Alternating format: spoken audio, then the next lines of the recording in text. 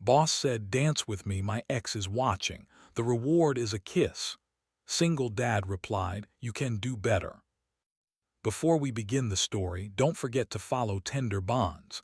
Like and share our story. The Beaufort County Shrimp Festival had been running since 1973, which Caleb Prout knew because there was a faded banner in the break room at Coastal Provisions that said so, and he'd been staring at it for 11 months, ever since Dina walked out and left him the apartment and the truck and their 4-year-old son and approximately nothing else.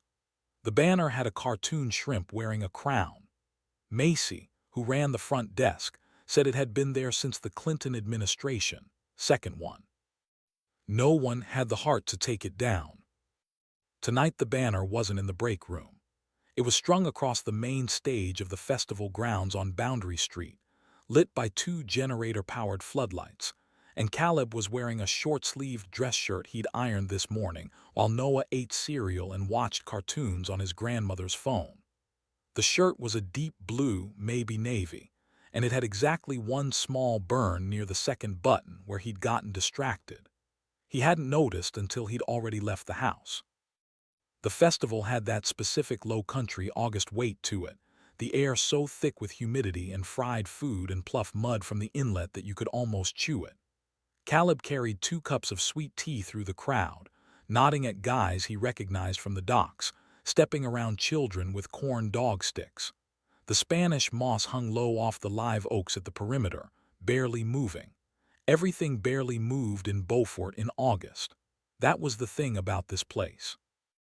It had a way of making you feel like you'd always been standing exactly where you were standing, and that you always would be. He was looking for his boss. Renata Voss had run Coastal Provisions for 6 years, since her father's heart attack put him in a hospital bed in Colombia and eventually put the business in her hands. And in those 6 years she had developed a reputation for being precise, fair, occasionally terrifying, and completely impossible to read. She was 34. She had grown up between this town and Atlanta, and it showed. She had the Beaufort ease and the Atlanta armor simultaneously, which made her hard to categorize and easy to misunderstand. Caleb had spent 11 months trying not to think about which category he was in. He found her near the Oyster Bar, which is to say he found her in the worst possible place he could find her, which was standing with her back, half turned to a man in a linen shirt who was speaking with the studied casualness of someone trying very hard to seem uncasual.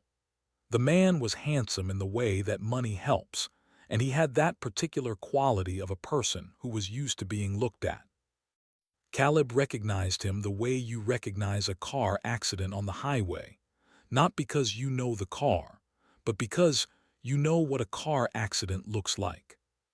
He'd heard about Marcus Everly in pieces, that he and Renata had dated for almost 3 years, that the breakup had involved a condo in Charleston that was in both their names and a decision that was in neither of their hearts, that Marcus had a way of reappearing, that Renata had a way of going quiet when his name came up, the kind of quiet that was doing a lot of work.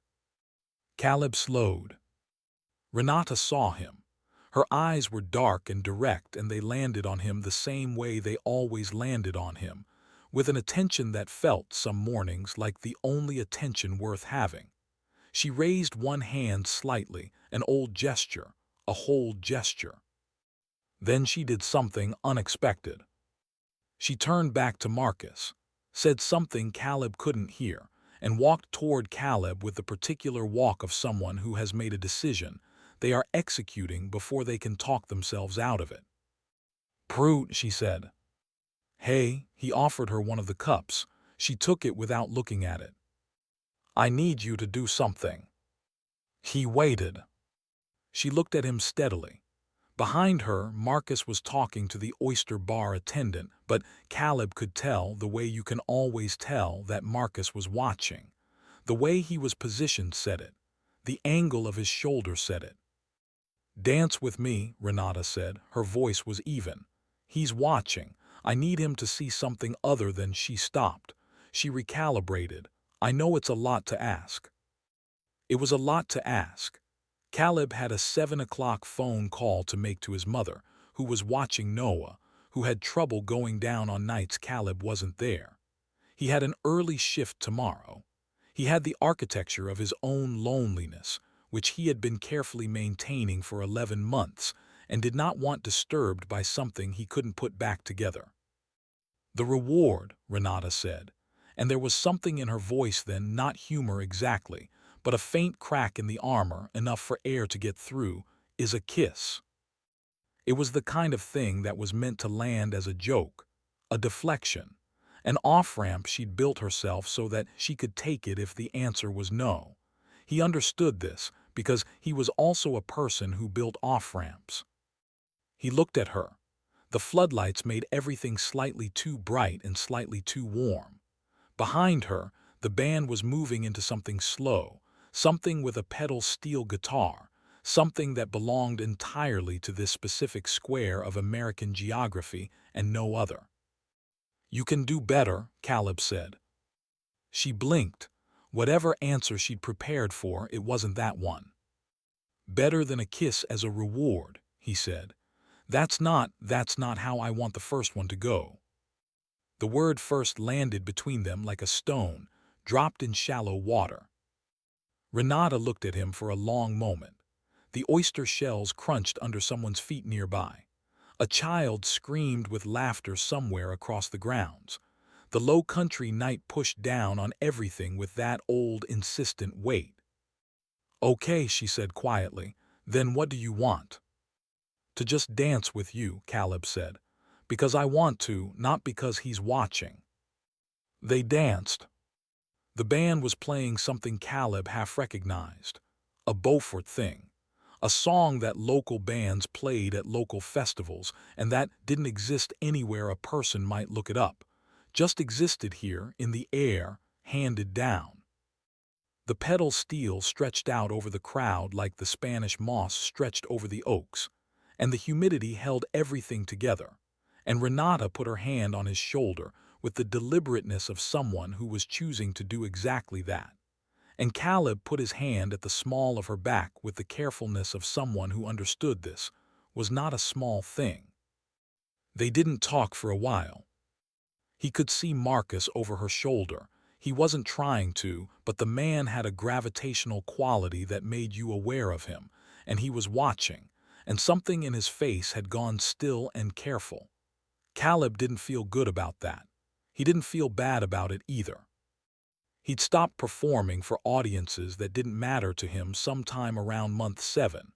Around the same time Noah had started sleeping through the night, and Caleb had started sleeping through something else, the grief of the marriage, or the grief of who he'd been in it. "I should tell you something," Renata said. "Okay." "He didn't just show up. I told him I'd be here." Caleb kept moving. The music moved with them. "Why?" he asked. "Because I wanted to see if it still," she stopped, started again. "I wanted to see if it still did anything, if seeing him would clarify something." "Did it?" She was quiet long enough that the song had time to move through its bridge and come back. "Yes," she said, "just not the way I thought." He wasn't going to ask. He had made a practice of not asking for things people hadn't offered. 11 months of single fatherhood had done that to him, stripped him of the entitled hunger for resolution that he'd had in his 20s, that everything needed to be named and settled right now. Sometimes things clarified slowly. Sometimes you had to give them the space to do it. But Renata said, "Stop letting me off the hook, prude." "What?" "You do that. You give people room. It's kind. It's one of the kindest things about you. But I am standing here telling you something and I need you to actually take it." He looked at her. "I wanted to see if Marcus still did anything," she said slowly, as if she were reading from something she'd written and was just now reading back. "And he didn't. And I've known for a while what does something.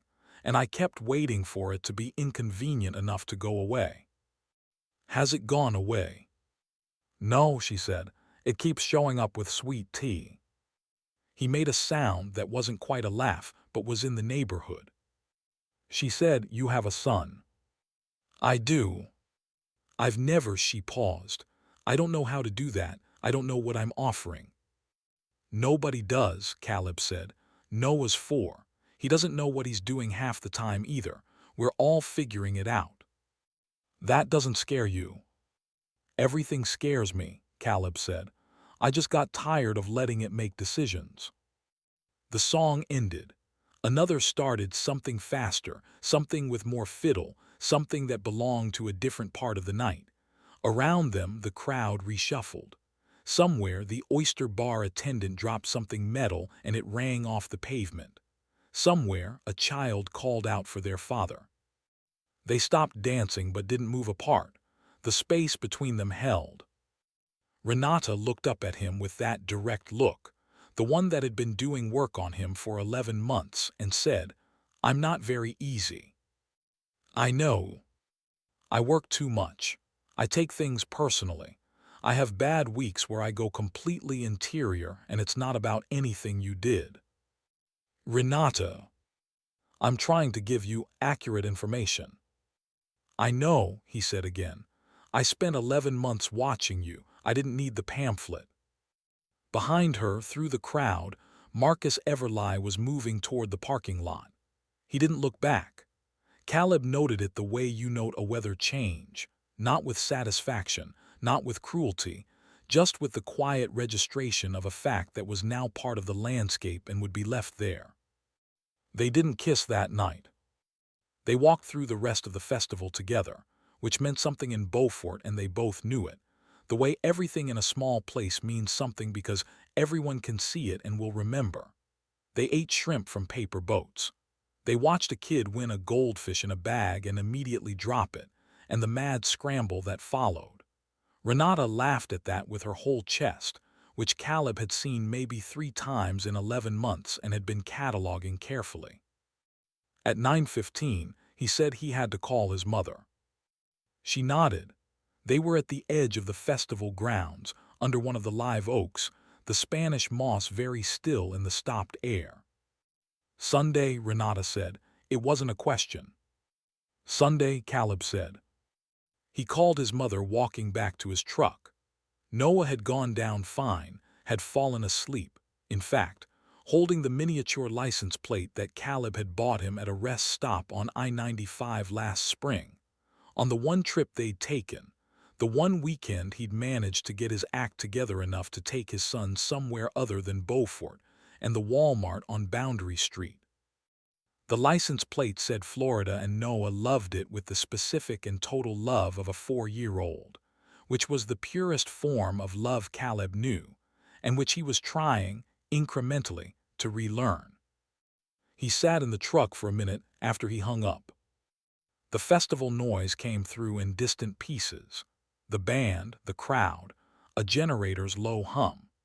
He could smell the asphalt, still giving off the day's heat, and below it the inlet, and below that the specific mineral smell of the low country that you either loved or you didn't, and he loved it the way he loved every difficult thing he'd chosen to stay with. He had a burn mark on his shirt, second button down. He hadn't noticed it all night. He thought she noticed it. She noticed it and didn't say anything and kept looking at me like it wasn't there. Sunday. He was early. He told himself he wouldn't be early, and then he was, because Noah had woken up at 6 asking for pancakes and Caleb had made them, and then they'd had the whole morning stretching ahead of them, and Caleb had timed it wrong entirely, and ended up sitting outside Renata's building on Craven Street for 12 minutes watching a ceiling fan turn through her second-floor window. Noah was with his mother. Caleb had explained it as a work thing, which was either a lie or the truest thing he'd said in a long time, depending on how you looked at it. Renata came down at 11:02. She was in jeans and a linen shirt, pale yellow, and she was carrying 2 coffees she'd somehow known or guessed or decided, and she handed him one without ceremony and said, "Walk or sit." "Walk," he said. They walked toward the water. Beaufort looked the way it always looked on a Sunday morning, heat coming up off the streets, the old antebellum houses standing in their accustomed silence, a dog asleep on someone's porch, a ceiling fan turning somewhere. The bay was flat and pewter, barely moving. The sky was the specific white of a low country summer, not quite blue, all the color burned out of it. They talked. Not about the festival, not about Marcus, not about the architecture of what this was. They talked about Noah, Renata asked, carefully, and Caleb told her fully, because he decided somewhere in the walk over that he was done with the halfway version. He told her about the miniature license plate, the way Noah carried it in his pocket, the way he'd cried for 40 minutes once when he couldn't find it, and then it turned up in the dryer. He told her about the specific quality of a 4-year-old's faith, the way Noah just believed that the people who loved him would be there, with a completeness that was both the most beautiful and most terrifying thing Caleb had ever witnessed. Renata listened with her full attention. She didn't offer anything in the pauses. She just let the pauses be what they were. At some point they stopped walking. They were on the waterfront park boardwalk, the bay in front of them, the town at their backs. 2 herons were working the shallows. Everything was very still. The coffee was long finished. "I've been thinking about what you said," Renata said, "about how you want the first one to go." He waited. "I've been thinking about it since Friday," she said. "Which is," she paused. "I don't do that. I don't think about things that aren't problems. I'm not built that way." "Maybe you're changing," Caleb said. She looked at him. "Maybe you're the thing that's doing it." He reached over and took her hand. She looked down at it for a moment, their hands together in the still Sunday morning. The way you look at something you've wanted badly enough that seeing it is almost strange, almost too real to process. Then she looked back at the water. He looked at the water too. Somewhere across the bay, a motor started. A boat moved out toward the inlet. The herons didn't startle, they barely moved, just lifted their heads and watched the boat pass with the ancient indifference of things that have been here long enough to know that most things pass and the water remains. They stood there. 3 weeks later, on a Tuesday afternoon when the shop was quiet, and the ceiling fan was doing its best against the August heat, and Noah was at his grandmother's, and the light was coming in through the Coastal Provisions window at that specific low-country angle that turned everything amber and slow. Renata walked into the back office where Caleb was going over inventory, and she stood in the doorway, and she said his name. He looked up. She crossed the room. The first kiss was unhurried. It tasted like the sweet tea he'd given her at the festival, and something underneath that, something that was just her, and it lasted long enough for the ceiling fan to make several full revolutions, and for the inventory sheet to fall off the desk, and for Caleb to stop noticing any of those things. When they separated, she rested her forehead against his. Neither of them said anything. Outside, Boundary Street was doing what it always did, the slow mid-afternoon traffic, the heat, the live oaks standing in their permanent positions, the Spanish moss hanging down. Caleb thought about Sunday mornings. He thought about Noah, asleep right now in his grandmother's back bedroom, holding in his small fist a miniature license plate from a rest stop on I-95. The word Florida in pressed tin, carried everywhere he went, worn at the edges now, the paint fading at the corners where it had been held and held and held. Loved beyond its original purpose into something else entirely. Something that had stopped being about Florida a long time ago, and was only about the holding,